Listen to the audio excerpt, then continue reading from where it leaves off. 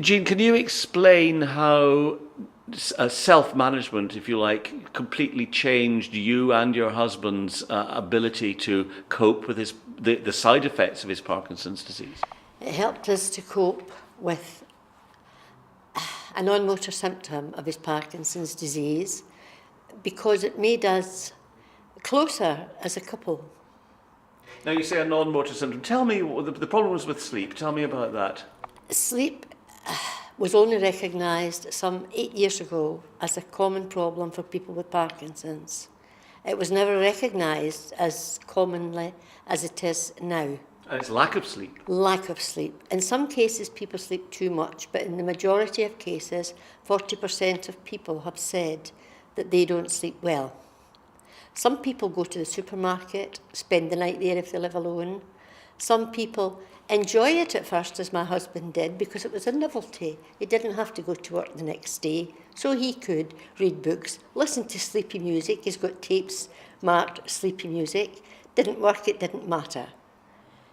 But then the novelty wore off, and he got quite bad-tempered because he wasn't sleeping. I won't be able to cope tomorrow. What if I fall? What if I can't do this, that and the other? What if my medication doesn't work?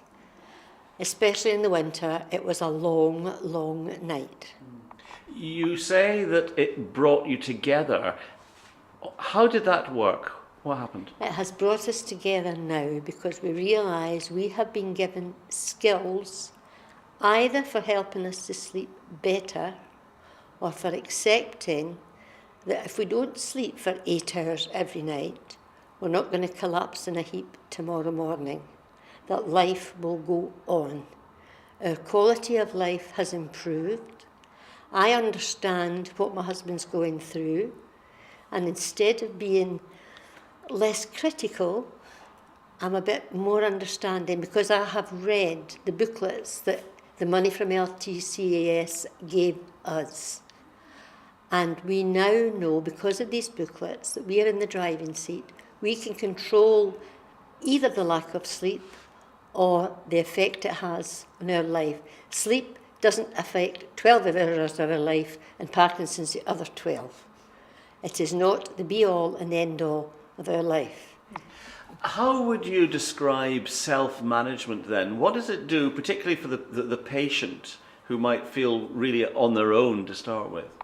I think because of how we've done it in Parkinson's UK, it has brought people together.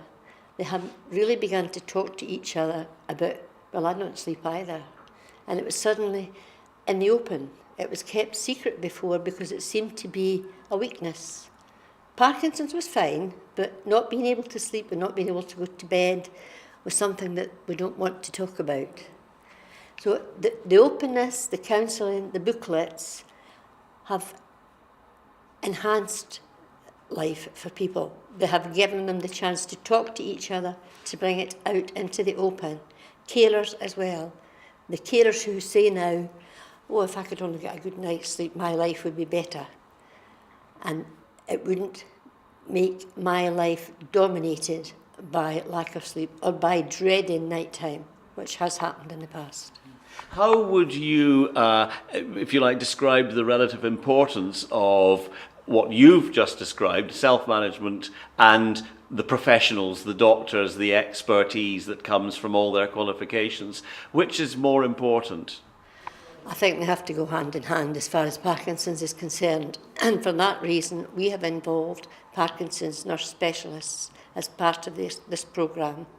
The money, again, that came from the LTCAS, funded training days, a course of 3 days for every Parkinson's disease nurse specialist. They can counsel people and guide them and issue the booklets, and when the people have had the guidance, then they are in control. Some of the people have said, I have learned what not to do. I've learned not to have my computer in the bedroom. I've learned not to play the television before I go to sleep. Very simple things, even as basic as that, have made such a difference to people's lives.